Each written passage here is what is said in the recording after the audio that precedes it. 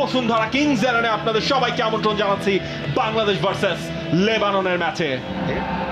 Bangladesh versus Lebanon round 2 এর বাংলাদেশের প্রথম হোম ম্যাচ।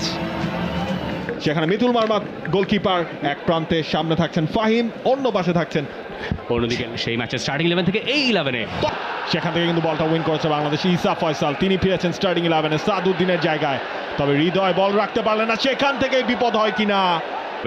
এবং বাংলাদেশ আসলে যেখান থেকে ভুগছে সেটা হচ্ছে এই ধরনের পজিশন থেকে যখন গোলকিক বাংলাদেশ পাচ্ছে বাংলাদেশ, তবে সেই ফার্স্ট টাচটা বাংলাদেশ পায়নি। সোহেল রানা অবশ্য বল রেখেছে নিজের কাছে, সোহেল রানার সামনে একটা শুটিং স্পেস এবং একটা কর্নার বাংলাদেশ পাচ্ছে কি। বিশ্বনাথ ঘোষ, সোহেল, একটা দারুণ ফাস্ট টাচ, ফয়সাল আহমেদ ফাহিম বক্সে ঢুকে পড়েছেন, সেটআপটাও ছিল বেশ ভালো,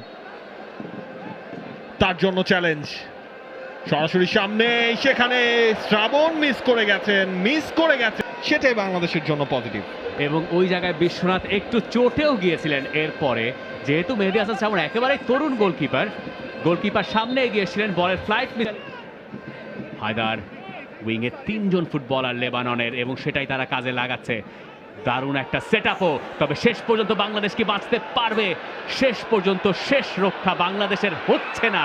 শেষ দিকে গিয়ে বাংলাদেশ গড়বড় পাকিয়ে গোলটা হজম করেই বসলো এবং যেখান থেকে বাংলাদেশকে গোল হজম করতে হলো সেটা নিতান্তই দুঃখজনক যে গোলকিপার পরিবর্তন বাংলাদেশকে করতে হয়েছে, সেটাই শেষ পর্যন্ত বাংলাদেশের কপাল পোড়ালো।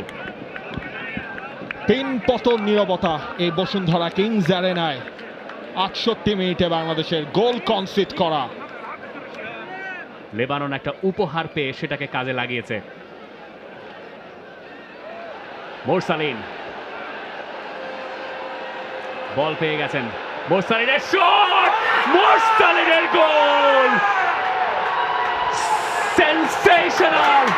শেখ মোরসালিনের কামব্যাক, বাংলাদেশের কামব্যাক, বাংলাদেশ মরে না। প্রত্যাবর্তনের রূপকথা লিখতে পারে এই বাংলাদেশ। এই বসুন্ধরা কিংস অ্যারেনায় এই সাইডে মোরসালিন তিনি গোল করেছিলেন আফগানিস্তানের সাথে ম্যাচে, জাতীয় দলে ফিরলেন এবং তার গোলেই বাংলাদেশ গ্যালারিতে প্রাণ ফেরানো। 18 বাংলাদেশ শেষ পর্যন্ত পিছিয়ে পড়েও ফিরলো বসুন্ধরা কিংস অ্যারেনায়, অপরাজিতই থাকে।